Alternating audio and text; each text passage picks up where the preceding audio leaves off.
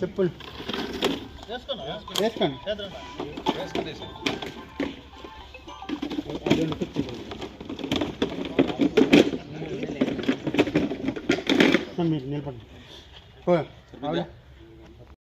అందరికీ నా హృదయపూర్వక నమస్కారాలు తెలియజేసుకుంటున్నాను.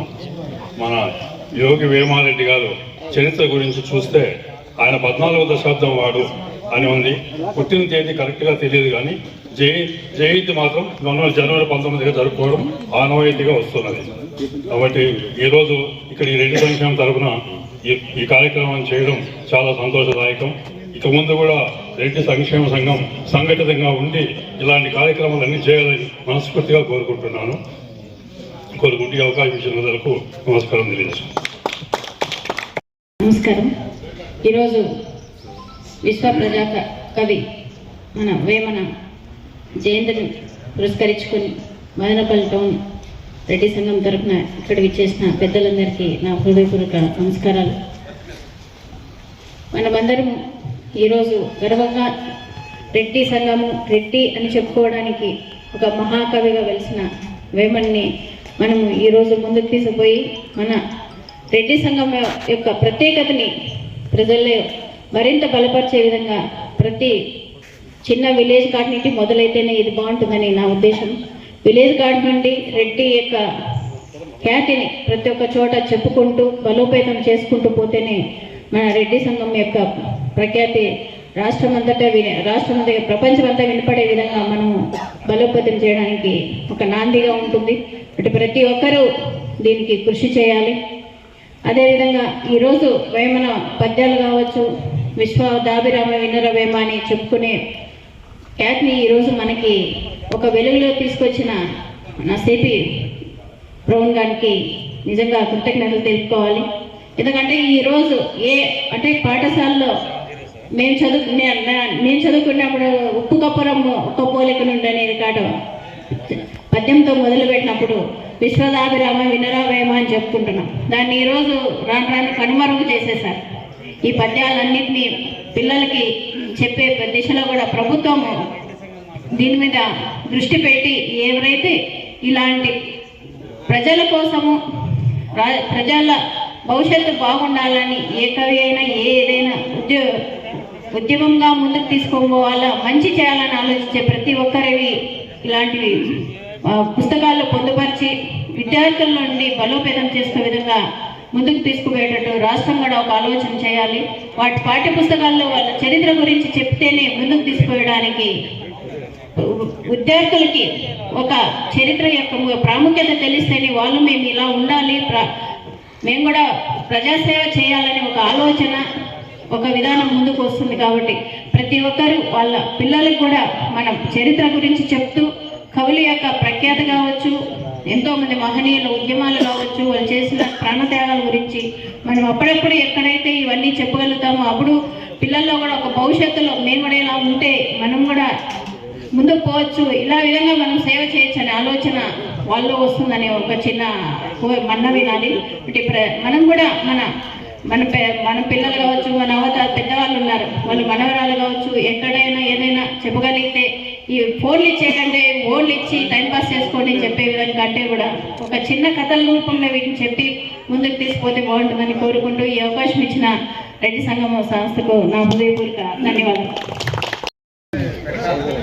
యోగి వేమన మహాకవి, కొన్ని వేల పద్యాలు రచించిన యోగి. అతను మనకు విలేజెస్లో కూడా సులభంగా అర్థమయ్యే విధంగా విశ్వదాభిరామ వినరవేమ అని చదువు సంధ్య లేని వాళ్ళు కూడా సరళంగా సులభంగా అర్థం చేసుకునే విధంగా కొన్ని వేల పద్యాలను రచించారు. అలాంటి మన వేమారెడ్డి గారికి మనం ఈరోజు ఘన నివాళులు అర్పించినందుకు చాలా సంతోషదాయకం. కానీ అతన్ని గుర్తించి మన గత ప్రభుత్వం మన జగన్మోహన్ రెడ్డి గారు అధికారికంగా ఆయన జయంతిని నిర్వహించాలని ప్రకటించారు. ఇలాంటి యోగి మన రెడ్డిగా పుట్టినందుకు మనకు చాలా సంతోషకరం. రెడ్డి అనేవాడు మనం గతంలో కాపోడు అనేవాడు అందరినీ కాపాడేవాడే, కుల మతాలకు అతీతంగా అందరినీ కాపాడేవాడే మన కాపాడు. అందువల్ల రెడ్డి అనేవాడు ఎక్కడైనా వస్తే ఎవరికైనా కానీ, పేద విద్యార్థులకు కానీ పేదలకు కానీ అన్నం లేదనే వాళ్ళకి కూడా అన్నం పెట్టేవాడే రెడ్డి అనేవాడు. అందుకే మన నరసింహారెడ్డి ఉన్నాడు. నరసింహారెడ్డిని కూడా ఎన్నోసార్లు స్మరించుకుంటూ ఆంగ్లేయుని ఎదిరించే నిలబడిన వాడు కూడా రెడ్డే. ఎక్కువ శాతము రెడ్లందరూ కలిసి చాలా ఐకమత్యంగా ఉండాలని కోరుకుంటారు. కానీ మిగతా కులస్తులందరూ కూడా సంఘము అంటే ముందుగా ఉంటారు. మన వాళ్ళు మాత్రము పదే పిలిచినా కానీ చాలామంది ఎవరో పిలిచారులే ఎందుకు పోయేది అనేట్లే ఉంటారు. మనము 100 మందిని రమ్మంటే 10 మంది కూడా రారు. అదే మిగతా కులస్తులు అయితే కన్నా 10 మంది పిలిస్తే 100 మంది ముందు ఉంటారు. కానీ మన రెడ్లకి ఏమంటే కొంచెం ఈగోని ఇస్తుందన్నమాట. ఎవరో చెప్తే మనం ఎందుకు చేయాలి, మనం ఎందుకు పోవాలి అనేది ఉంటుందన్నమాట. మనమందరము సమైక్యంగా ఈ సమావేశాలు ఏర్పాటు చేసుకుని మన రెడ్డి సంక్షేమ సంఘానికి ఏమి కావాలి, మనం ఏమి సహాయం చేయాలి, పేదలందరినీ కాపాడుకోవాలి. మనలో కూడా చాలామంది పేదవాళ్ళు ఉన్నారు. వాళ్ళందరినీ కూడా సహాయ సహకారాలు అందించి వారికి ఏమైనా సమస్యలు ఉంటే మనం నెరవేర్చే విధంగా చాలామంది ఇక్కడ ఉన్న వాళ్ళందరూ ఉన్నతమైన వాళ్ళే, ఎవరు కూడా నిరుపేదలు కాదు. అలాంటి వారికి అందరికీ సహాయం చేయాలని కోరుకుంటున్నాము. అలాగే 10-15 సంవత్సరాల ముందే మన రామచంద్రారెడ్డి గారు అప్పుడే ముందు ఆలోచనలతో ఈ రెడ్డి భవనం నిర్మించి వాళ్ళు ఊరూరు తిరిగి చాలామంది, అప్పట్లో డబ్బుల విలువ చాలా ఎక్కువగా ఉండేది. ఈరోజు చాలామందికి డబ్బులు సులభంగా వచ్చేసింది ఏదో విధంగా. ఆ రోజు అనేవాళ్ళు దాతలు ఎంతోమంది, ₹1,00,000 అంటే ఈరోజు ₹1,00,00,000 సమానం. ఆ రోజు ₹1,00,000 ఇచ్చిన దాతలు చాలామంది వాళ్ళు ఊరు తిరిగి ఇన్ని రూములు కట్టించేసి మనకి ఒక ఫౌండేషన్ ఇచ్చినందుకు వాళ్ళందరికీ మన శుభాకాంక్షలు తెలియజేయాలి. అలాగే ఇప్పుడు మనకు RCDSలో ఈ పేద విద్యార్థులు ఎవరైనా ఉంటే ఈ అకాడమిక్ ఇయర్లో మీకు ఎవరైనా తెలిసిన విద్యార్థులు ఉంటే కనుక ఈ హాస్టల్లో చేర్పిస్తే ఉచితంగా అకామిడేషన్, భోజన వసతి కల్పిస్తారు. కాబట్టి వారికి కూడా మరొకసారి కృతజ్ఞతలు తెలియజేస్తున్నాము. ఈ సమావేశానికి విచ్చేసిన రెడ్డి సోదరులందరికీ మా కృతజ్ఞతలు. నా యొక్క హృదయపూర్వక అభినందనలు. ముఖ్యంగా మదనపల్లి రెడ్డి సంక్షేమ సంఘం ఇది ఆంధ్రప్రదేశ్లోనే మన రాయలసీమ జిల్లాలో ప్రత్యేకమైనటువంటి ఒక సంఘంగా దీనికి గుర్తింపు ఉంది.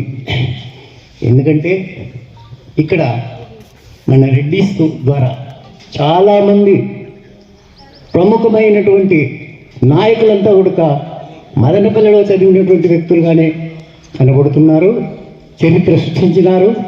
అటువంటి దానికి అవకాశం ఇచ్చినటువంటి ఈ యొక్క మదనపల్లి రెడ్డిస్కు ఎప్పుడు రెడ్డి సంఘం తరఫున కానీ రెడ్డిస్ అందరూ కూడా రుణపడి ఉంటారని నేను భావిస్తున్నాను. ముఖ్యంగా రాయలసీమలో ఎక్కడా కూడా సొంతంగా ఒక హాస్టల్ను పరిపూర్ణంగా నిర్మించినటువంటి దాఖలాలు కనిపించలేదు.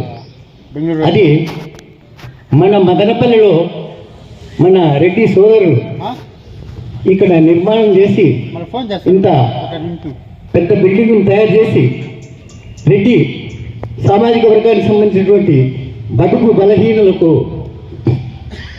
విద్యాదానానికి పునాది వేసినటువంటి వ్యక్తులుగా చరిత్రలో నిలబడినారు కాబట్టి వారికి ప్రత్యేకమైనటువంటి ధన్యవాదాలు. ముఖ్యంగా ఈరోజు రెడ్డి జాతికే చాలా పవిత్రమైనటువంటి దినం. మహాత్ముడు, మహానుభావుడు యోగి వేమారెడ్డి విశ్వకవి అంటే మనం ఒకప్పుడు అంటే ద్వాపర యుగంలో కృష్ణ పరమాత్ముడు ఏదో భగవద్గీత చెప్పాడని దాన్ని ఈరోజు మనం సంకలో పెట్టుకొని భుజానికి ఎత్తుకొని ప్రచారం చేస్తున్నాం. అంతకంటే ఇంకా ఎక్కువ మానవ సమాజానికి ఉపయోగపడేటువంటి సూక్తులను ప్రజల్లోకి తీసుకొచ్చి ప్రజలకు మార్గనిర్దేశాన్ని ఇచ్చేటువంటి మహాయోగి వేమన. ఆయన పుస్తకాలు అయితేనేమి, ఆయన యొక్క అభిప్రాయాలు అయితేనేమి భగవద్గీతతో సమానంగా ద్వాపర యుగంలో కృష్ణుని భగవద్గీత ఎత్తుతో ఈ కలియుగంలో ఈ యొక్క వేమన గారి శతక పద్యాలు అయితేనేమి, వేమన గారి చరిత్ర అయితేనేమి, వేమన గారి ఆశయాలు అయితేనేమి అన్నిటినీ మనము మననం చేసుకుంటూ మన భవిష్యత్తులో మన పిల్లలు కూడా దీన్ని ఉపయోగిస్తే సరైన మార్గంలో సుశిక్షితులైనటువంటి జీవన వ్యవహార శైలిని అలవర్చుకున్నట్టుకు వేమన యొక్క సూక్తులు చాలా ఉపయోగపడతాయి. వేమన పద్యాలు తెలియని వారు లేరు.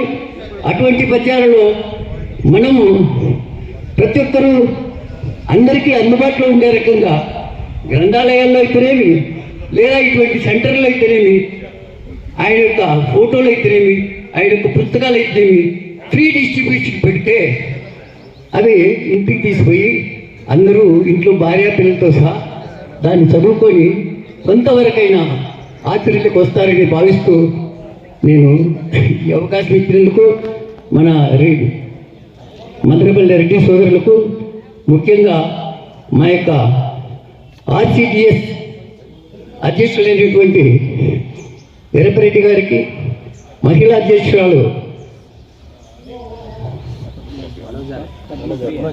పద్మప్రియ గారికి ధన్యవాదాలు తెలుపుకుంటూ సెలవు తీసుకుంటున్నాను.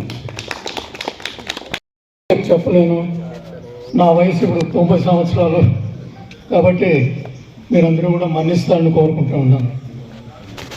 ఈ దినం యోగ వేమన జయంతి ఉత్సవాలు జనవరి 19 జరుపుకోవడం చాలా సంతోషంగా ఉంది. ప్రభుత్వం వారు కూడా దీనికి 5-6 సంవత్సరాలుగా ఆమోదించారు. కార్పొరేషన్ కూడా, రెడ్డి సంఘం కార్పొరేషన్ కూడా ఒకటి వేశారు. కాబట్టి యోగ వేమన చిరస్థాయిగా మన ప్రపంచంలోనే నిలిచిపోతారు. వేమన గారు ఆయన కొండవీడు, గుంటూరు జిల్లా కొండవీడులో ఆయన రెడ్డి రాజు వంశంలో జన్మించారు. ఆయన ఎక్కడ పుట్టారు అనే విషయాలు సరిగ్గా ఎవరు కూడా విమర్శనాత్మకంగా రకరకాలుగా రాస్తున్నారు. వాళ్ళ నాయన చినవేమారెడ్డి, తల్లి లక్ష్మమ్మ, వాళ్ళ వదిన ఇతనికి అన్ని విధాలా ఆయన పెరిగి పెద్ద కొద్ది కొన్ని చెడు అలవాట్లుంటే అవన్నీ కూడా మాన్పించి అతన్ని సరైన మార్గంలో పెట్టింది. తర్వాత ఆయన దేశమంతా తిరిగినాడు. ఎక్కడెక్కడో మన వేమన విషయాల గురించి ఇవన్నీ కూడా చేశారు. కాబట్టి తర్వాత సిపి బ్రౌన్ అతను 1840 సంవత్సరంలో ఇక్కడ ఆయన గవర్నర్ జనరల్గా మన దేశంలో పరిపాలించేటప్పుడు ఈ గ్రంథాలంతా కూడా ఆయన గమనించి దీంట్లో చాలా విలువైన సమాచారం ఉంది. ఆ పద్యాలన్నీ కూడా తెలుగులోన, ఇంగ్లీష్లోన, ఫ్రెంచ్లోన ప్రింట్ చేయించాడు. అది చాలా వేరే దేశం ఆయన వచ్చి మన ఆంధ్రప్రదేశ్లో వేమన గురించి ప్రజలందరికీ తెలియజెప్పడం నిజంగా మన అదృష్టం. అదేవిధంగా కట్టమంచి రామలింగారెడ్డి గారు, నార్ల వెంకటేశ్వరరావు గారు, తర్వాత ఇంకా కొంతమంది విమర్శనాత్మకంగా దీన్ని వేమన గురించి రకరకాలుగా రాస్తారు. ఎందుకంటే ఈయన 1670లో ఉన్నాడని, కొంతమంది 1470లో ఉన్నారని రకరకాలుగా వాళ్ళు రాశారు. కానీ వాటి అంత అవసరం లేదు మనకు. ఎందుకంటే వేమన రాసిందే పద్యాలు, ఆయన జీవితము ఆదర్శవంతంగా జీవించాడు. కాబట్టి మనకు ఆంధ్రప్రదేశ్లో కడపలో వేమన యూనివర్సిటీ ఒకటి ఏర్పాటు చేశారు. అదేవిధంగా అది దగ్గర కటారుపల్లి ఉంది, అక్కడ వేమన నిర్యాణం జరిగింది. అక్కడ ఒక మ్యూజియం ఏర్పాటు చేశారు వేమన పేరుతో. చీఫ్ మినిస్టర్ చెన్నారెడ్డి గారు ఉన్నప్పుడు అది ఒక 5-6 కోట్లు శాంక్షన్ చేసి అక్కడ ఏర్పాటు చేయించారు. అవన్నీ కూడా చిరస్మరణీయాలు మనకు, మన రెడ్డి సంఘానికి. మనము రెడ్లు ఎప్పుడు కూడా ఆదర్శప్రాయాలుగా ఉండాలి, అందరికీ ఆదర్శప్రాయాలు. మనం చేసే పనులు, మనం మాట్లాడే మాటలు, మిగతా అన్నీ కూడా మిగతా వాళ్లకు ఆదర్శప్రాయంగా ఉండాలి. ఆ విధంగా మన ఇప్పుడు ప్రభుత్వం వారు కూడా ఈ వేమన పద్యాలను పాఠాంశాలుగా పెడితే బాగుంటుంది. కానీ దానికి ఇప్పుడు మన రెడ్డి సంఘం అధ్యక్షులు ఉన్నారు ఎక్కడ, తెలంగాణలో. వాళ్ళు ఇవన్నీ కూడా కృషి చేయాలి. కార్పొరేషన్ ఒకటి ఏర్పాటు చేశారు కాబట్టి ఆ కార్పొరేషన్ ద్వారా మన సంఘానికి కావాల్సిన, మన సమాజానికి కావాల్సిన అన్ని విషయాలు కూడా గవర్నమెంట్కు చెప్పి చేస్తే బాగుంటుందని నా భావన. ఈ దినం ఇదే విధంగా ప్రతి సంవత్సరం ఇంకా బాగా జరుపుకోవాలని చెప్పినని నేను కోరుకుంటూ ఉన్నాను. కొన్ని కార్యక్రమాలు కూడా పెట్టాలి, పిల్లలకు పోటీలు పెట్టాలి ఈ వేమన పద్యాల గురించి, వాళ్లకు బహుమతులు ఇవ్వాలి. తర్వాత మనం గ్రామాల్లో కొన్ని ఆరోగ్య ఇవన్నీ కూడా మెడికల్ క్యాంప్స్ పెట్టాలి మన సంఘం తరఫున, అప్పుడే మనకు గుర్తింపు ఉంటుంది. ఆ విధంగా చేస్తే చాలా బాగుంటుందని నా భావన. ఎందుకంటే ఈ బిల్డింగ్స్ అంతా కట్టిన తీపి గుర్తులు మాకు, ఇవన్నీ మా పీరియడ్లో నిర్మించిండేటివి, అవి మాకు తీపి గుర్తులుగా ఉంటాయి. అందువల్లనే ఒకసారి అందరినీ కూడా ఎవరెవరు డొనేట్ చేశారు, ఎంతమంది మన ఫ్రెండ్స్ ఎంతమంది ఉన్నారు, అందులో కొంతమంది చనిపోయిన వాళ్ళు కూడా ఉన్నారు, అవన్నీ కూడా గుర్తుకొచ్చాయి. చాలా సంతోషంగా ఉంది నాకు. మేము కొండవీడు కూడా ప్రదర్శించాం. ఒకసారి కొండవీడు వెళ్ళి ఆంధ్రప్రదేశ్ రెడ్డి సంఘం వాళ్ళు ఇన్వైట్ చేస్తే గుంటూరుకి కొండవీడు వెళ్ళాం. అక్కడ ఇంకా కొన్ని పాత బిల్డింగులు అలాగే ఉన్నాయి.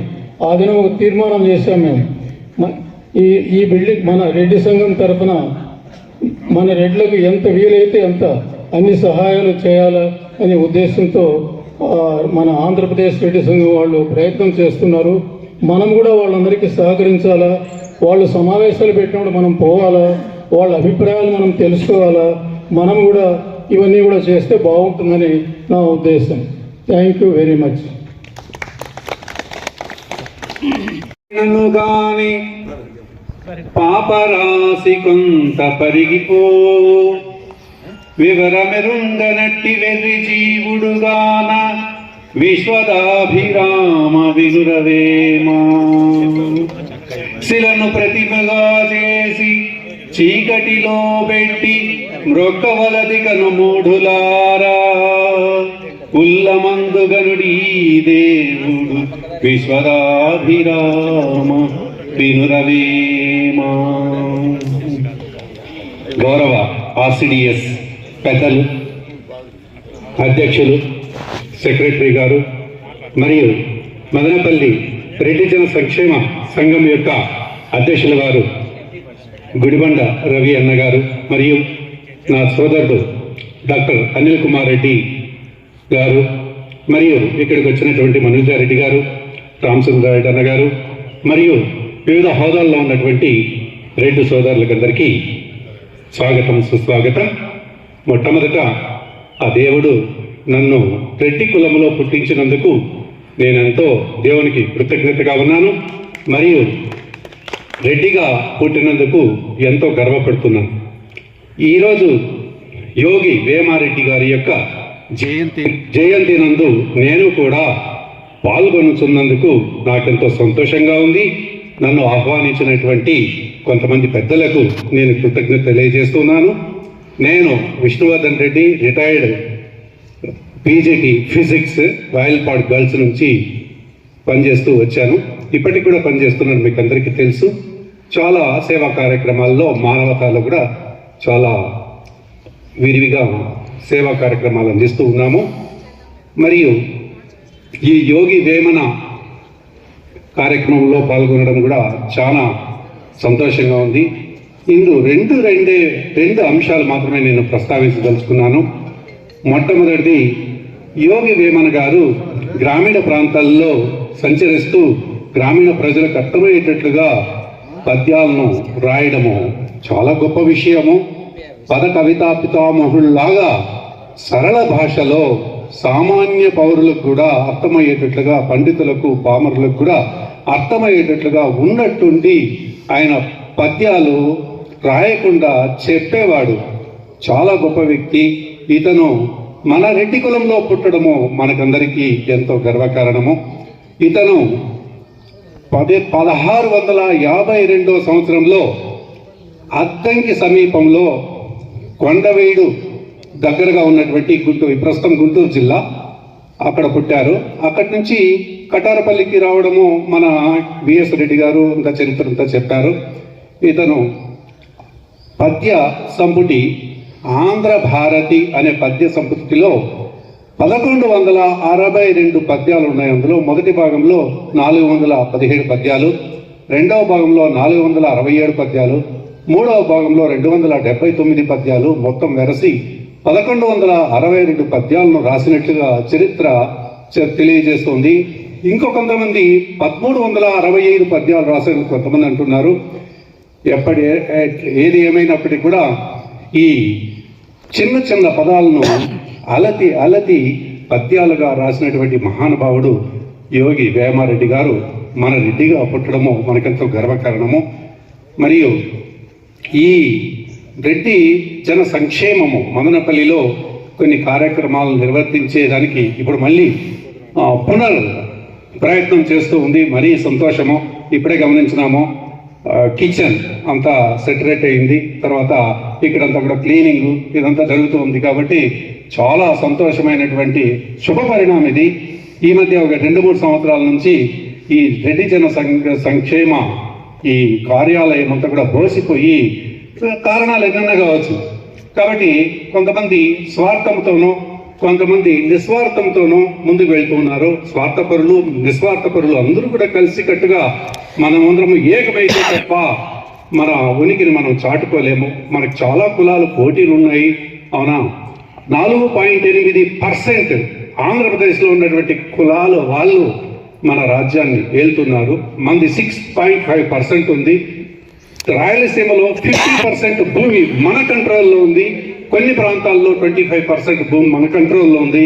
అయినప్పటికీ కూడా మనము ఎందుకు ఈ విధంగా పవర్ను పోగొట్టుకుంటున్నాము అంటే మనలో ఉన్నటువంటి కొంతమందిలో ఉన్నటువంటి స్వార్థము. దాన్ని దయచేసి మనం వదిలిపెట్టుకోవాలా.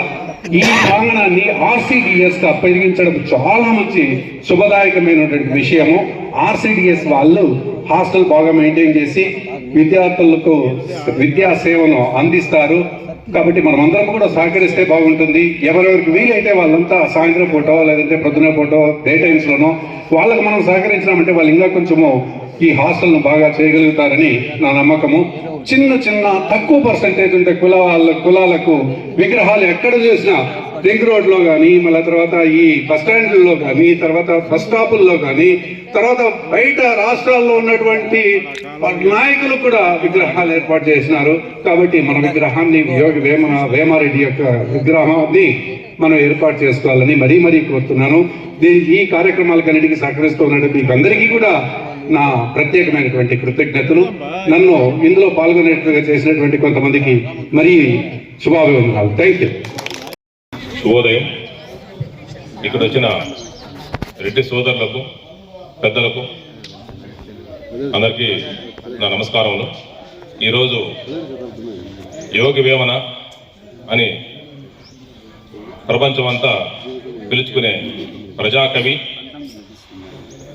వేమారెడ్డి గారి జయంతి సందర్భంగా ఈరోజు ఘనంగా మదనపల్లెలో రెడ్డి సంఘం తరపున గర్వించదగే విధంగా ఆయన జయంతి జరుపుకోవడం చాలా గర్వకారణం, సంతోషదాయకం.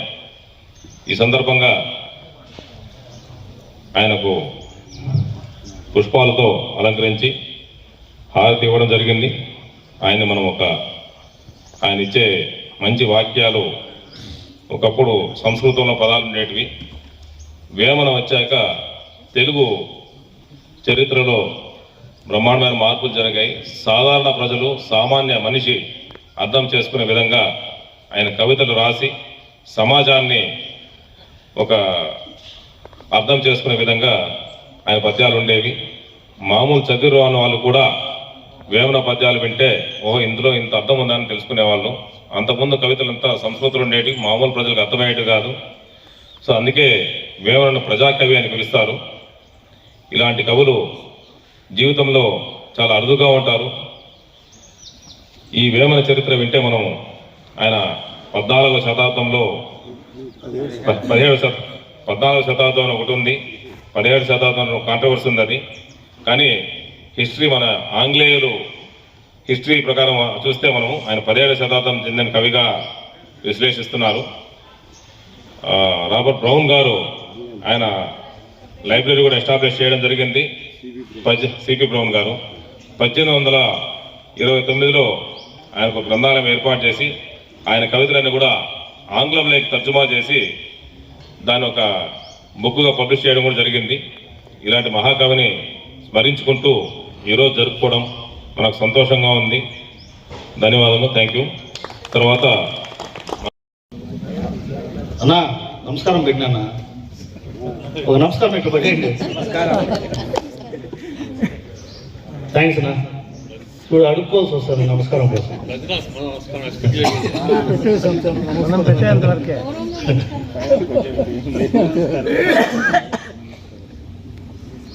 ఈరోజు వేమన గారి జయంతి సందర్భంగా అందరికీ నా శుభాకాంక్షలు తెలియజేసుకుంటున్నాను. ఈ కార్యక్రమానికి అధ్యక్షత వహించినటువంటి రెడ్డి సంక్షేమ సంఘం అధ్యక్షులు పెద్దలు బరకం రవికుమార్ రెడ్డి గారికి, అదేవిధంగా డాక్టర్ అనిల్ కుమార్ రెడ్డి గారికి, అదేవిధంగా మా సోదరి మనోజారెడ్డి గారికి, పెద్దలు రామచంద్రారెడ్డి గారికి, ఎంతోమంది మహానుభావులు ఉన్నారు. అందరికీ ప్రత్యేకంగా ధన్యవాదాలు తెలియజేసుకుంటున్నాం. ఒక చిన్న మాట ఏంటంటే, బంగారం చేసిన వాడు బైరాగి కాక తప్పదు. ఏ సందర్భంగా ఈ డైలాగ్ ఉంటుంది చెప్పండి? తెలుసా ఎవరికైనా? బంగారం చేసిన వాడు, బంగారం తయారు చేసిన వాడు అంటే బంగారంతో వస్తువులు తయారు చేసిన వాడు కాదు, బంగారం తయారు చేసిన వాడు బైరాగి కాక తప్పదు. ఇది వేమన జీవిత చరిత్రలో వచ్చేటువంటి ఒక ముఖ్యమైన ఘట్టంలో ఈ మాట ఉంది. అందరికీ వేమన గారి చరిత్ర ఆల్మోస్ట్ అందరికీ తెలుసనే అనుకుంటున్నాను. ఎందుకంటే ఆయన మొదట చాలా భోగి, మామూలు భోగి కాదు, మహాభోగి. ఆయనకు లేని దురలవాటు లేనే లేదు వాస్తవానికి చెప్పాలంటే. ఆయనకు ఒక అన్నకు ఒక భార్య, ఆయన వదిన, వారికి ఒక పాప. ఈ వేమారెడ్డి అని ఆయన ఆ సామంతరాజు యొక్క తమ్ముడు, పెద్ద వేమారెడ్డి యొక్క తమ్ముడు చిన్న వేమారెడ్డి. వీళ్ళకు ఒక మంత్రి ఉంటాడు త్వరగా రాముడు అని. అతను ఎప్పటికైనా సరే వీళ్ళిద్దరిని చంపేసి ఆ రాజ్యాన్ని చేజిక్కించుకోవాలని ఆయన రకరకాల పన్నాగాలు పన్నుతానే ఉంటాడు. ఈ వేమనకు ఉన్నటువంటి దురలవాట్ల కారణంగా ఒక నాగులు అని చెప్పింది ఒక వేశ్యతో ఆయనకు సంబంధం ఏర్పడుతుంది అన్నమాట. ఈ త్వరగా రాముడు అనేవాడు ఏం చేస్తారా అంటే, ఆమె ద్వారా ఆమెను లోబరుచుకొని, ఆమెను భయపెట్టి, ఆమెను ప్రలోభపెట్టి రకరకాల కారణాల చేత ఆమె అతని దగ్గర పాయసం తినిపిస్తుంది వేమన దగ్గర. ఆయన ఇప్పుడు మనం కోమ అంటున్నామే అట్లాంటి స్టేజ్కి వెళ్ళిపోయింది. సరే, అక్కడ పనిచేసే ఒక సహాయకుడు ఏం చేసినారంటే, ఒక గుర్రానికి వేమనను కట్టేసి అక్కడిని పంపించేస్తాడు. ఈ త్వరగా రాముడు అనేవాడు అప్పటికి చావకపోతే చంపేద్దామని చెప్పి ప్లాన్లో ఉంటాడు. తరిమేస్తే అది అడవులు పెట్టిపోతుంది. అడవులు పెట్టిపోయిన తర్వాత ఒక పెద్ద లోయలో ఆ కట్లు విడిపోయి ఆయన పడిపోతాడు. అక్కడ అభిరామయ్య అని ఒక నాటు వైద్యుడు వాళ్ళ ఫాదర్ చెప్పిన ఒక ఫార్ములా ప్రకారం ఫలానా ఆకులు వాడితే, ఫలానా ఆకు పసురు వాడితే బంగారం తయారవుతుంది అని దాదాపు 16-17 సంవత్సరాల పాటు ఆ అడవిలోనే తిరుగుతూ ఆ ఆకు ఏంటది, ఎక్కడుంటుంది, ఏం కథ అని చెప్పి సాధన చేసుకుంటూ ఆయన పాటికి ఆయన పెట్టుకుంటూ ఈ నాటు వైద్యం ఒక పక్క అక్కడ ఉన్న చిన్న గిరిజనులకు వాళ్ళకి వీళ్ళకి చేసుకుంటూ బ్రతుకుంటూ ఉంటాడు. ఆయనకు ఈ కోమా స్థితిలో ఒకరోజు ఈ వేమన కనపడు నాడి చూస్తే లైట్గా కొట్టుకుంటూ ఉంటాడు. ఆయనకు తెలిసిన వైద్యంతో ఆయన నివాసానికి తీసుకుపోయి వేమన గారిని మొత్తం మీద బ్రతికిస్తాడు. వేమనకి అప్పటికే విషయం అంతా బోధపడింది. ఈ ప్రపంచం ఎలాంటిది, ఎట్లా ఉంటుంది, కుటుంబ వ్యవస్థ ఎట్లా ఉంది, సామాజిక పరిస్థితులు ఎట్లా ఉన్నాయి, ఆర్థిక పరిస్థితులు ఎట్లా ఉన్నాయి, దాదాపు మానవ సంబంధాలన్నీ ఆర్థిక సంబంధాలే అన్నట్లుగా ఆ కాలమే వేమన గారు గ్రహించినారు. అవన్నీ మననం చేసుకుంటూ ఏం చేసే పనులన్నీ చూసేవాడు. ఆయన ఏదో ఆకులు తెచ్చేవాడు, ఇనుము పెట్టుకునేవాడు, దాని మీద ఈ పసరు పోసేవాడు. ఇన్ని చేస్తాం కానీ బంగారం తయారు కాదు. ఈ అభిరాముడు రోజు విసిగిపోయి ఎంతకాలం నేను చేసేది, మనం కూడా జనబాహుల్యంలోకి వెళ్ళిపోతే సరిపోతుంది అని చెప్పి ఆయన బయలుదేరాలని ట్రై చేస్తాడు. ఏం నీ బాధ, ఏం చేస్తున్నావు నువ్వు అంటే, నేను బంగారం తయారు చేస్తున్నాను, అది కావడం లేదు, ఎన్ని రకాల ఆకులు ఈ అడవిలో ఉన్నాయి, అన్ని రకాలు నేను వాడేసినానంటే, అది ఏదో పిచ్చి మొక్క ఒకదాన్ని తీసుకొని వేమన ఇనుము మీద వేస్తే అది బంగారం. అతను ఆశ్చర్యపోతాడు, అభిరాముడు అనేవాడు ఆశ్చర్యపోతాడు. నేను ఇన్ని సంవత్సరాలుగా ట్రై చేస్తుంటే ఇది బంగారం కాలేదే, మీరు చేస్తానట్లే బంగారం అయిందే అంటే అప్పటికే వాళ్ళ అన్నని అరెస్ట్ చేసింటారు ఇతను చేసిన తప్పు వల్ల. సరే ఈ బంగారం తీసుకెళ్ళి మా అన్నని విడిపించేయి, నేను నీకు ఎంత బంగారం కావాలన్నా ఇక్కడ చేసి పెడతాను అని చెప్పి ఈయన ఈ ఆకులు ఎత్తుకుంటూ పోతుంటే అభిరాముడు అనేవాడు పోయి వాళ్ళ అన్నని విడిపిస్తాడు. జైల్లో వేసింది అంటే పన్నుగా వసూలైనటువంటి డబ్బును తినేసినారు అని అభియోగం మీద. అట్లా యోగి వేమన గారు అప్పటికి యోగి కాదు, ఆయన ఇది ఆకు వెతుక్కుంటూ పోతే ఒక గుహలో ఒక సిద్ధయోగి కనపడతాడన్నమాట. ఆయన ఈయన ముఖంలో ఉన్నటువంటి వర్చస్సు, ఈయనకున్నటువంటి సూక్ష్మ బుద్ధి ఇవన్నీ గ్రహించి కొన్ని ఉపదేశాలు చేస్తాడు. ఈ యోగం చేయనా నీకు మంచిది అని చెప్తాడు. ఆయన యోగం చేస్తూ ఈ పద్యాలు మనం ఏమైతే వింటున్నామో ఆ పద్యాలను చెప్పేసేవాడు. ఆయన రాసేవాడు కాదు, రాసింది ఎవరు అంటే ఈ అభిరామ్ అనేవాడు. ఆయన తాళపత్ర గ్రంథాల మీద రాసి ఇవి వేస్ట్గా పోకూడదని చెప్పి, అయ్యా మీరు ఇంకా ఈ అడవిలో ఉండడం మంచిది కాదు, మనం ప్రజల్లోకి వెళ్దామని చెప్పి ప్రజల్లోకి పోతే వేమన గారు చెప్పేవాళ్ళు, ప్రజలందరూ చప్పట్లు కొట్టేవాళ్ళు. వేమన గారి ఉద్దేశం ఏమనంటే ఇవి అత్యంత మేధావులకో లేకపోతే పెద్ద పెద్ద వర్గాలకో ఉద్దేశించిన పద్యాలు కాదు ఇవేవి. ఇవన్నీ కూడా ఏమాత్రం అక్షరం ముక్క రాని వానికి కూడా తూటాల్లాగా మైండ్లోకి వెళ్ళిపోయేలాగా రాశారు ఈ పద్యాలు. అప్పుడు వచ్చిందనమాట ఈ డైలాగ్, ఏది బంగారం చేసినవాడు బైరాగి కాక తప్పదు. ఇది అభిరామయ్య చెప్పినటువంటి మాట. మా నాన్న చెప్పినాడు ఈ మాట. దానికి తగినట్టే నువ్వు ఇంత బంగారం తయారు చేసినావు, కానీ ఇది ప్రజలకు పంచమంటాడు, లేకపోతే ఇంకెవరికో ఇచ్చేయమంటాడు, నువ్వు మాత్రం ఒక ముక్క పెట్టుకొని ఉంటాను. కాబట్టి నువ్వు ఈరోజు బైరాగ్యం మారినావు. మా నాన్న చెప్పింది వాస్తవమే, కానీ నువ్వు తయారు చేసిన బంగారం ఏదైతే ఉందో ఆ మొత్తం కూడా నీ ఒక పద్యానికి సాటి కాదు. ఒక పద్యం విలువ కొన్ని కోట్లు చేస్తుంది.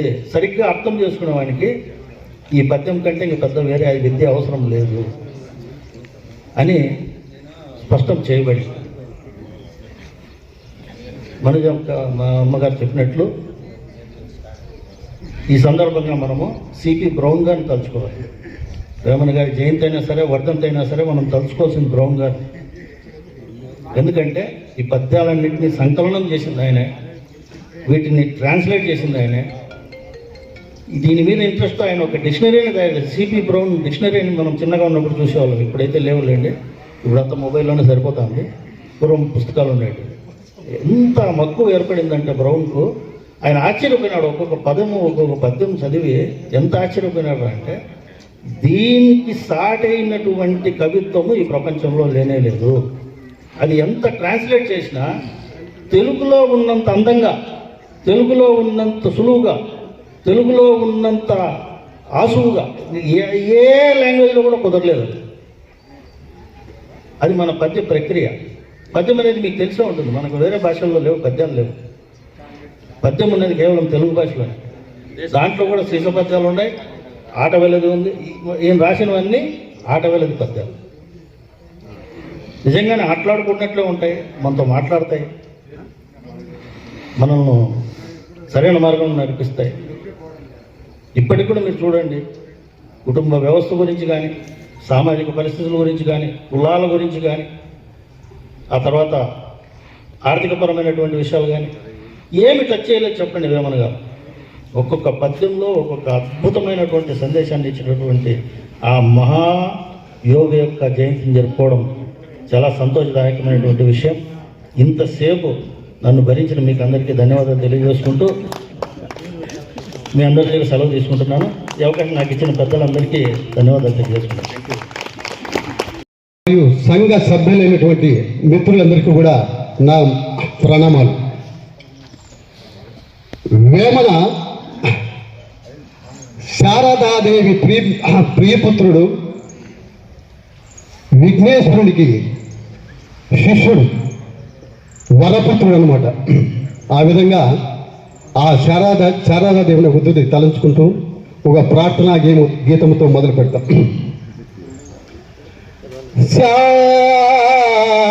శారద వీరదేవి ఘనసార పటీర మరాల మల్లికారా తుషార ఫేన రజతాచల కాశపడీత కుందమందారా సుధాపయోది సితామరసార వాహిని శుభాకారత ముప్పిని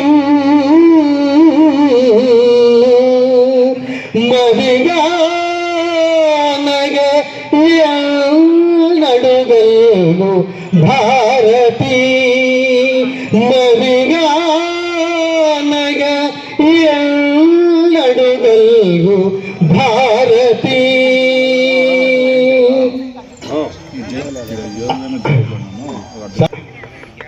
ఆయన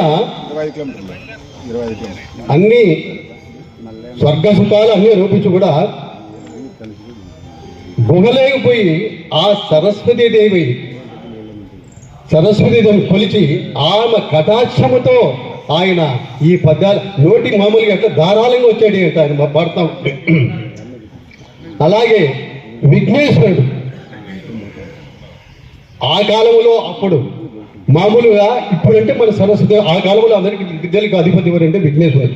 ఆ దేవుడు కూడా తన కళలో ఆయనకు కనిపించి మన శాస్త్రాలు పాతవి చూడండి, మీరు చూడండి. ఎందువల్లంటే మరి మీరు ఆర్టిస్టులు రిటైర్ అయిన తర్వాత ఈ సాహిత్యం పరమైన ఎక్కువ పోతుంటారనమాట. పెద్ద వాళ్ళు చెప్పడం, వాళ్ళు చెప్తే మనం వినటము, మిగతా పుస్తకాలు చదవడం. ఆ విఘ్నేశ్వరుడి కటాక్షం కూడా ఆయనకు ఉండాలి. వందే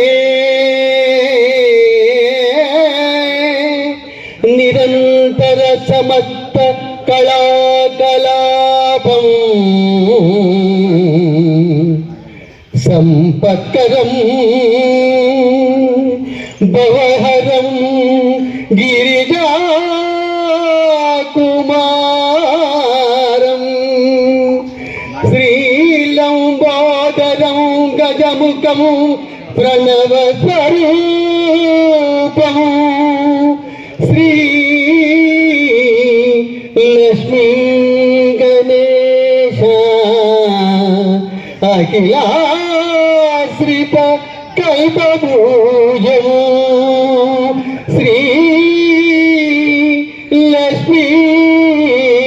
గణేశ అఖిలాశ్రిత కల్పభూజం. అధ్యక్షుల వారు కోఆపరేట్ చేస్తే ఉండు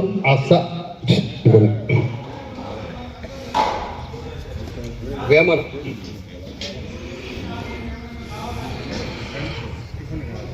నీతి గ్రంథాలను వడబోచిన మాటలు, చక్కనైన అచ్చ తెలుగు సిరి సంపదలు, ముత్యాల్లాంటి పదాలను అల్లుకొని తెలుగు నేలపై ఆరబోచిన పద్య కుసుమాలు అయి అట్లుంటా చూడండి ఎంత బాగుంటాయి.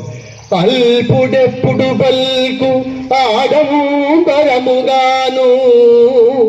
సజ్జనుండు పల్కు చల్లగాను.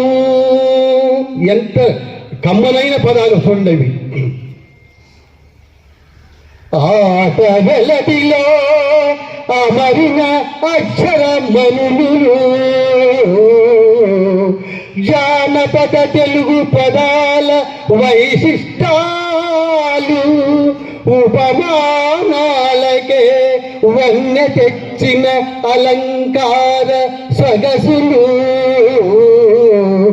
మధురముతోనే పొందే శాశ్వత కీర్తి ప్రతిష్టతలు. అంటే వేమన పద్యాలు కూడా ఎక్కువ ఆట వెలదలోనే ఆట వెలదంటే ఆట వెలదంటే ఆడది. ఆ విధంగా శ్రీ నాట్యము చేసినట్టుగా ఆయన అలపోక ఆ పద్యాలు రచించినప్పుడు జలపాతములా దూచుకొచ్చే సమడులు, కలము పదునుతో మెరసిన తెలుగు భాషా వైభవము, నిజాలను నిక్కచ్చిగా చెప్పగలిగిన దేవదామూర్తి వేమన.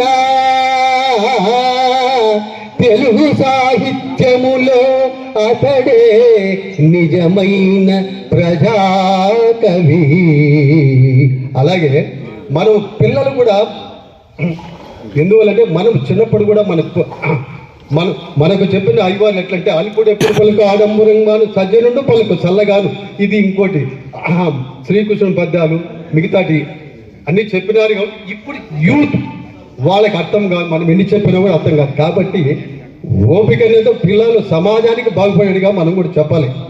అందులో రెడ్డి సంఘం మెయిన్ ఇంపార్టెంట్. మన పిల్లలు ఇంతవరకు ఎక్కడ అంటే గర్వంగా చెప్తాను నేను, ఎక్కడ పోయినా నిన్న కూడా అంటారు ఇక్కడ కమ్మ సంఘంలో, అయ్యా రెడ్డి సంఘం వాళ్ళు ఎంత పిల్లలు చూడండి, మిగతా వాళ్ళ సహకారాలు చూడండి ఎంత బాగుంటారు. ఆ విధంగా మనం కూడా అలవర్చుకోవాలని వాళ్ళు అంటున్నారు అక్కడ.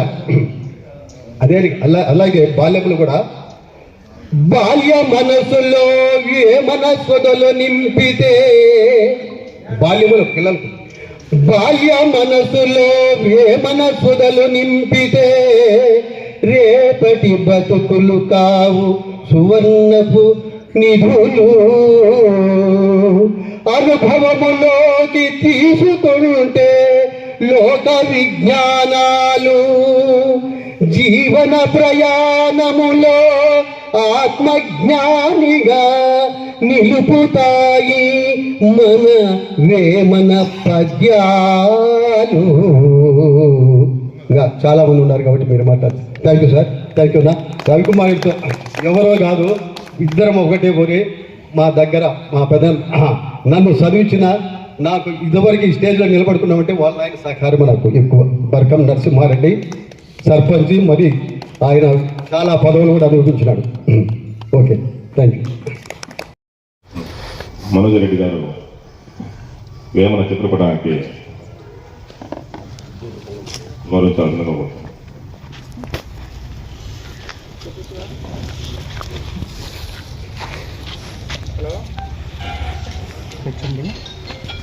మళ్ళీ చేస్తాలే, ఏమన్నా చూసుకొని చేస్తాం.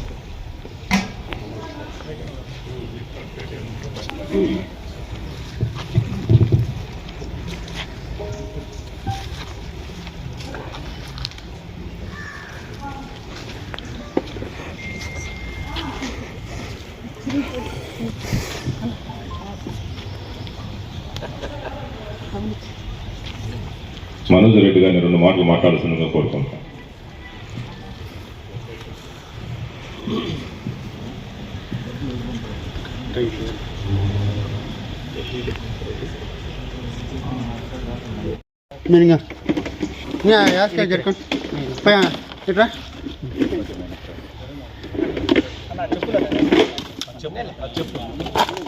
చెప్పులు